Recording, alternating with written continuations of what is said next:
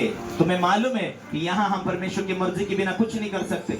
मैं मेरे पत्नी को प्रेम से समझा सकता हूँ, मेरे पति को मैं प्रेम से समझा सकती हूँ, मेरे बच्चों को प्रेम से समझा सकता हूँ। बच्चे छोटे हैं, बाइबल ये कहते हैं तेरे बच्चों के मन में मूढ़ की गांठ बांधी, उसे तू छड़ी से सुधार, उसे तू छड़ी मार के सुधार सकता है। वो बाइबल के ज्ञानी होना चाहिए, वो बाइबल के खोजी होना चाहिए, वो प्रार्थना करने वाला होना चाहिए, वो तेरे अधीन रहने वाले होना चाहिए, वो विश्वास योग्य होना चाहिए। परमेश्वर ने जो कुछ दिया वो उसका तू लीडर है, वो तेरे अधीन होना चाहिए। Hallelujah, hallelujah, hallelujah. जो कुछ भी दिया परमेश्वर ने तुम्हें परमेश्वर की महिमा के लिए दिया, परमेश्वर की सेवा के लिए दिया। परमेश्वर का वचन कहता है ये चीजें तुम्हारी लाइफ में होगी, ये पवित्र आत्मा का लक्षण है। पवित्र आत्मा का लक्षण यह है कि तुम दया से चलो।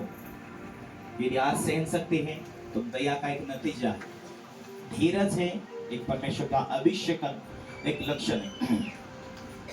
यदि क्रोध आता है, वचन कहता है जो क्रोध करता है वह हत्यारा है, और तुम जानते हो कि किसी हत्यारे में आनंद का जीवन नहीं। जहां क्रोध है वहां पखेड़ा है, जहां क्रोध है वहां फूट है, विधर्म है, डाह है। प्रेम के बिना परिवार सेट नहीं होता, प्रेम के बिना फैमिली लॉन्ग टाइम नहीं चल सकती।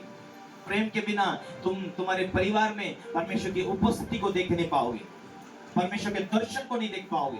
तुम लाख उपवास रह लो, लाख प्रार्थना कर लो, लेकिन तुम्हारे जीवन में थोड़ी कड़वाहट है। उस थोड़ी सी कड़वाहट की चिंगारी के माध्यम से तुम्हारे लाखों काम होने वाले दर्शन हो, पवित्र आत्मा की जाहिर करने वाली बातें कभी नहीं दिखती।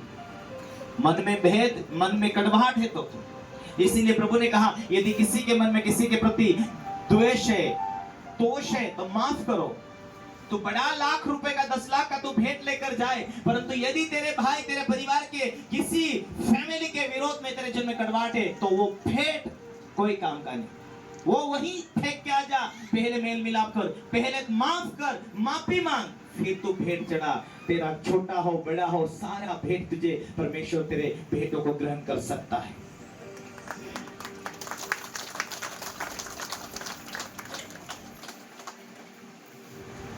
जब तुम किसी के गुनाह को माफ करते हो तो तेरे गुनाह खुदा माफ करता है। तुम किसी के गुनाह को माफ नहीं करते हो तो तेरे भी गुनाह।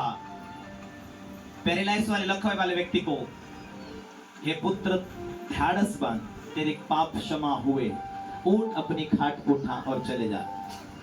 कुछ पाप मनुष्य के जीवन में अधिकतर आधे से ज्यादा 75% मनुष्य की असफलता और बीमारी, रोग उसके व्यक्तिगत पाप हो सकते हैं। और कुछ कर्ज जो कुछ पाप है जो उनके फैमिली, उनके बाप दादों के वजह से भी पाप के कारण उनके जीवन में नाकामी होती है।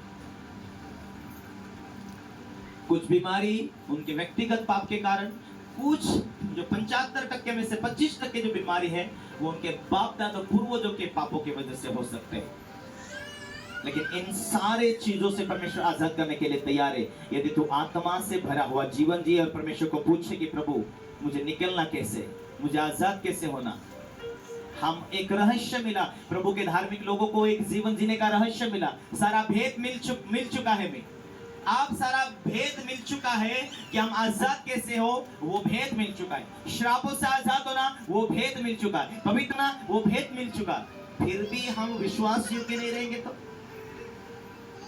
आज दुष्ट आत्मा सता रहा, आज बीमारी सता रही, लेकिन कहां कीमत चुकाया है। 2-3 दिन की उपवास प्रार्थना है, 5-6 दिन की उपवास प्रार्थना है, 11 दिन की उपवास प्रार्थना।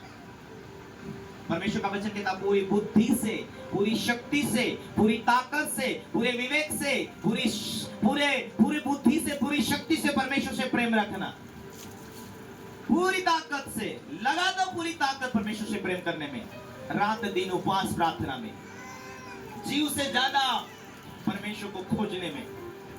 जब तक यहोवा ना मिल जाए, दर्शन ना मिल जाए, तब तक मैं यहोवा को ढूंढते रहूंगा। हालेलुया। कहां ध्यान हमारा? आए संडे के दिन आए, गाए, नाचे, स्तुति किया, चले गए। दशवांश का गड़बड़ी, मेल मिलाप में गड़बड़ी, पवित्रता में गड़बड़ी, निंदा पखेड़ा झूठ ईर्ष्या में गड़बड़ी, प्रार्थना किया ना किया चले, कहीं भी अगुवाई के बिना कि कहीं बाहर घूमने जा रहे, बिना प्रार्थना बिना उपवास के साथ निकल गए। ऐसे कैसे हो सकते एक्सीडेंट यदि तुम परमेश्वर की सेवा में परमेश्वर को काम आ रहे हैं? ऐसी कैसी हो सकती घटना जो तुम आत्मिक पिता के अधीन रहकर एक संगति में मेल मिलाप के साथ सेवा में बन रहे हैं? तुम परमेश्वर की सेवा में काम आ रहे हो, प्रभु की मर्जी के अनुसार चल रहे, तो ऐसे कैसे घटना हो सकती है?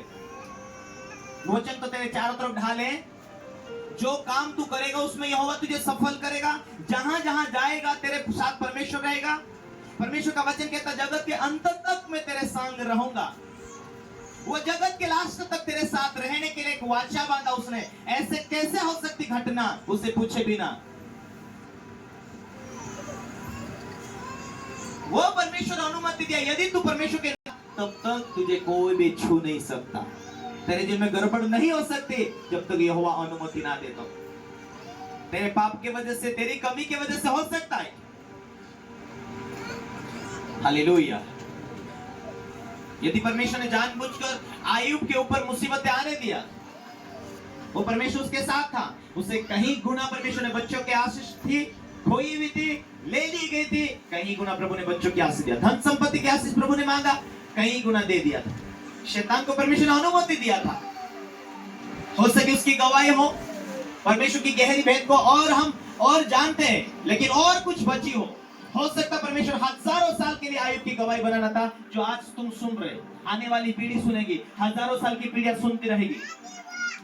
कोई मुसीबत घटना के पीछे तुम परमेश्वर के नजर में निर्दोष हो और उसी में कोई परमेश्वर ने परीक्षा आने दिया हो, तो हजारों पीढ़ी, लाखों पीढ़ी के लिए एक उन्नति और आशीष और गवाही का कारण ठहरती है। प्रभु में है और कोई गरीबी अब निर्दोष होने के बाद में भी चल रही है,